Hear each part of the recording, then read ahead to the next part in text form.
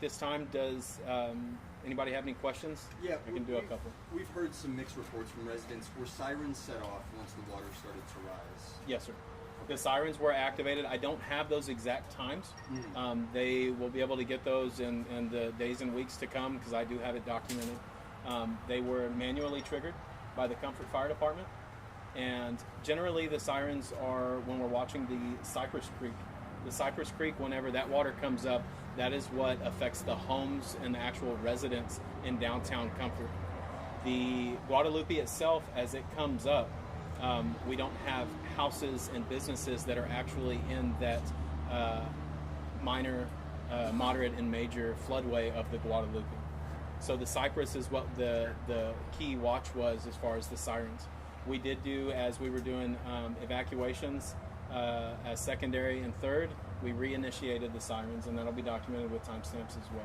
And what time roughly? I know we need the timestamps, but I don't have a timestamp for you at this time. I would be off, and I'll get it for you in the coming days. Marshal, the evacuations that took place, what would have happened if you haven't evacuated those people? Were their lives in danger? I think the question was, if we hadn't evacuated the people, would their lives have been in danger? Yes. I can't say for certain. We took all the necessary steps, just as we do in the emergency services and in the situation, right? We know that this is a low-lying area. The residents know this is a low-lying area. Being the early morning hours, I can tell you my job as emergency management coordinator is to be with our partners, with the surrounding counties, upstream specifically, and the partnerships that I've created with the National Weather Service, as well as my TDM partnerships. So I don't want to guesstimate on what could have happened or what would have happened. I just know what did happen. As the judge said, and I'll reiterate, at this time, to my knowledge and what has been relayed to me, I don't have any known missing people that are Kendall County residents that have been reported. I don't have any known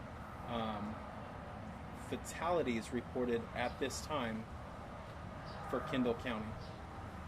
Surrounding counties, I can't attest to any of that. I don't have any of that information. But the most important thing on this event is we had notice. And so the notice allowed us to plan and prepare. Although we had a great response to the last flood, we were even better positioned this time to pre-position assets because we had some notice. So, do you think that people, because of what happened last year, were more alert and maybe more responsible about their own decisions? Absolutely. The hill country is known as flash flood alley, and so floods are not a surprise to them. What were we expecting a second flood 2 years in a row? No, but they knew how to handle themselves and knew how to take steps to take care of their own safety and property. Do you have a question? Well, so the river rose 37 feet. Do you know how much it's receded and how much it's expected to rise again? I'm going to be going out there when we get done here. The judge and I are going to start making some rounds to where we can. I don't know how much it has come down yet. I don't anticipate really getting into downtown Comfort until either late tonight or tomorrow morning. Has the state provided any resources to back up your first responders? Absolutely. We called, because of what happened yesterday in the city of Bernie, we already had some state assets, boat teams, ambulances and stuff, that remained in the staging area in the Bernie area. What we did is when, not knowing where this storm was going to land and what was going to happen, they stayed overnight in case Bernie needed them or the Kendall County area, right? So when this became an imminent threat to Kerrville and we had rescues happening and such, it was easier for the state in communication with myself and the city of Bernie. We let those assets go ahead and move up there because they're that much closer to save life, right? Behind that, I said, as those are moving up, I asked the state, can you backfill that package that we have so that when this water does get here, if we end up in that situation, we have those assets here. And that's exactly what happened. We have crews from all over the state that are assisting right now, as well as Texas DPS, the game wardens, fire and ambulance and boats from everywhere. And I want to make sure that everyone's aware that Chief Nim Kidd has been in direct contact with me multiple times, making sure that we had everything we need. So the state has been very vigilant and making sure that counties that are affected were adequately staffed and resourced. So the state has done everything that we've asked, and there's nothing that we're without at this time. So I do want to go ahead and conclude this for right now. I will address one last thing. The red dye that everybody is going to see in the water, it is a facility down off of I-10 around the 525 mile marker. Their facility does have some water that came right off the river there that has come up halfway through the facility. I made contact in person with the owners of that facility this morning. They did move all of their large vehicles carrying fuel and oil to higher ground. That was a 500-gallon drum of red dye that generally goes into farm diesel and oil.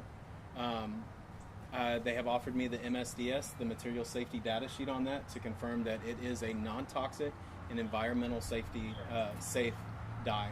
That is going to be seen as that, as you see the footprint, that dye is going everywhere. But it is no threat to the public. I have been reassured, and I will be reviewing that MSDS as the fire marshal as well.